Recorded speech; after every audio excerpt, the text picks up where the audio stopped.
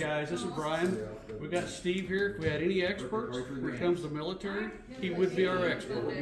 He's got some cool stuff. What'd you bring me today? This is what is called a Gibson Girl. It is an emergency transmitter that was in life rafts, lifeboats and stuff during the war, bomber planes. Which, World War II? World War II. The belt is missing on this, and I didn't bring all the other accessories, but basically you would, is the pin. There we go. Wow. That's good. Take care, Brian. See you, Tony. This is live TV, folks.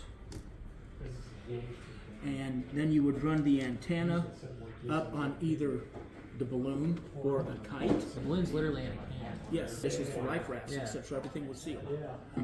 And then you would drop this in the water because it's the ground. Okay. And if you put it on auto, you would turn the handle and it would transmit SOS automatic. Sounds like you lost the scene with that. I wouldn't. Now, what's that weigh? Probably about 25, 30 pounds. Yeah, probably. What I thought was cool was the balloon was in the can, and then when you put that into the water, it has like a chemical process that inflates that balloon. Now, was the can hooked to this thing? This came in a Big case? a canvas rubberized case that would hold the helium generator, which is in a different can than the balloon. And you would pop a hole in the helium generator and dump salt water in it, and it would make helium that would inflate the balloon, that would run up the antenna so that you could call for help. How cool is that? That is an original cell phone. And That's pretty awesome. if That is you put it on manual and turned it, you could send Morse code messages. So did they send these things in a crate or a bag? These were in a large yellow, supposedly waterproof Obviously. bag that was specially made for them.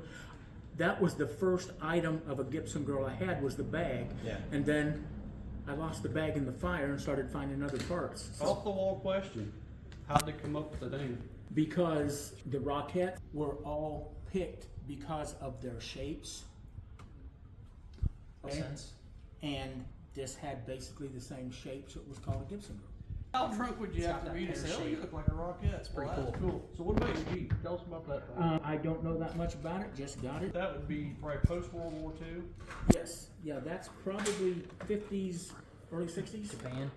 Yeah, I have not seen any marks on Yeah. it, but that would be my guess, that it would be. And it's complete, which is amazing. Did Even the a little antenna. dusty, but that's really cool. That's awesome. We appreciate you bringing it in. Not a problem. I assume you're Yeah, gonna have something neat. cool next time. I try. The man's got cool stuff. I always try to educate, especially, people who think they're X-Men.